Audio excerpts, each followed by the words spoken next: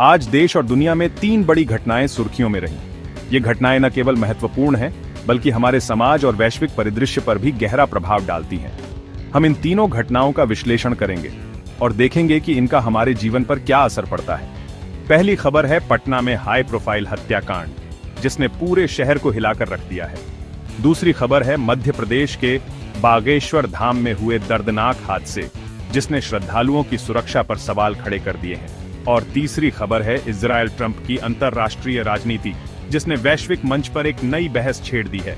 पटना में व्यवसायी गोपाल खेमका की हत्या के मामले में पुलिस तेजी से कार्रवाई कर रही है।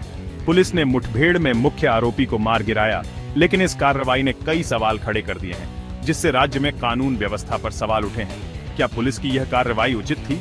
क्या आरोपी को गिरफ्तार करके पूछताछ नहीं की जा सकती थी? बागेश्वर धाम में 2 दर्दनाक हादसों ने श्रद्धालुओं की सुरक्षा पर गंभीर प्रश्न खड़े किए।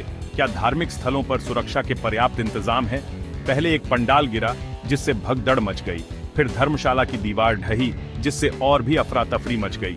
इन घटनाओं में कई लोग हताहत हुए, जिससे पूरे क्षेत्र में शोक की लहर दौड़ गई। इजरायल के प्रधानमंत्री नेतन्याहू ने अमेरिका के पूर्व राष्ट्रपति डोनाल्ड ट्रंप को नोबेल शांति पुरस्कार के लिए नामित किया, जिसके बाद अंतर्राष्ट्रीय समुदाय में कई तरह की प्रतिक्रियाएं देखने को मिल रही हैं, जिससे वैश्विक राजनीति में हलचल मच गई। क्या यह कदम वैश्विक शांति को बढ़ावा देगा या सिर्फ एक राजनीतिक चाल है? ये घटनाएं न सिर्फ खबरें हैं, बल्कि हमारे सोचने और विचार करने के लिए भी मजबूर करती हैं, बल्कि समाज, सुरक्षा और अंतर्राष्ट्रीय संबंधों पर गहरे सवाल भी खड़े करती है। हमें इन सवालों के जवाब ढूंढने होंगे ताकि हम एक बेहतर भविष्य का निर्माण कर सकें। आइए इन तीनों खबरों के मायने और असर को करीब से समझते हैं, ताकि हम वर्तमान को बेहतर ढंग से समझ सकें और भविष्य के लिए तैयार हो सकें।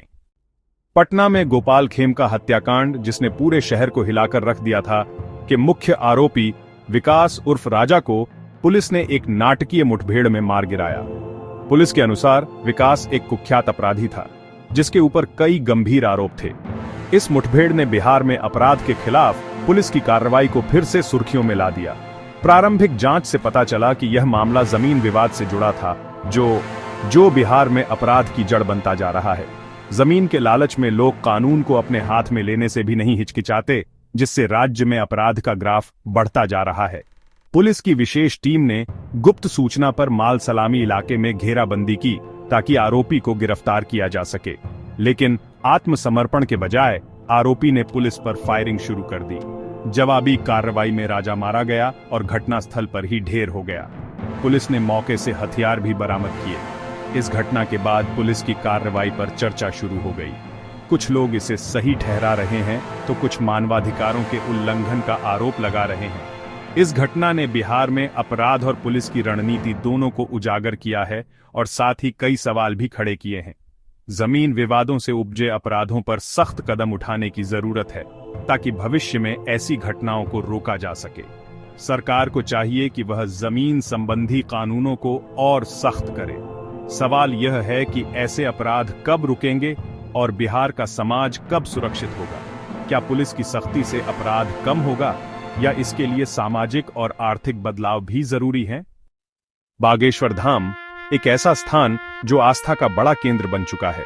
दूर दूर से लोग यहां अपनी मनोकामनाएं लेकर आते हैं, उम्मीद और विश्वास के साथ।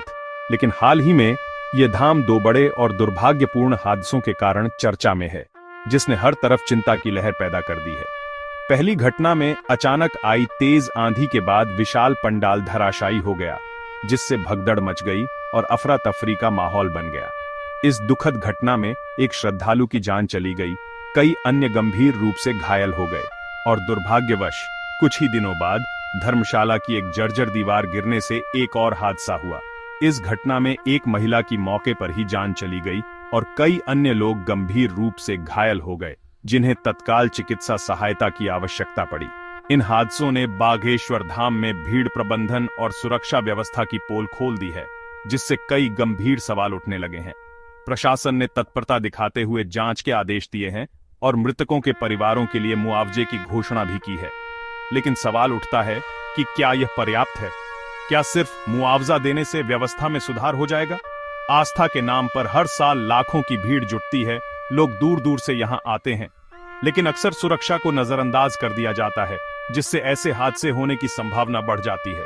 ऐसे दुर्भाग्यपूर्ण हादसे पूरे देश के लिए एक गंभीर चेतावनी है। हमें इनसे सबक लेने की आवश्यकता है, क्योंकि सुरक्षा के बिना आस्था अधूरी है और हमें यह सुनिश्चित करना होगा कि भविष्य में ऐसे हादसों से बचा जा सके। इजरायल के प्रधानमंत्री नेतन्याहू ने डोनाल्ड ट्रंप को नोबेल शांति पुरस्कार के लिए नामित किया। ट्रंप को यह नामांकन उनके मध्य पूर्व में शांति प्रयासों, खासकर अब्राहम समझौते के लिए मिला है।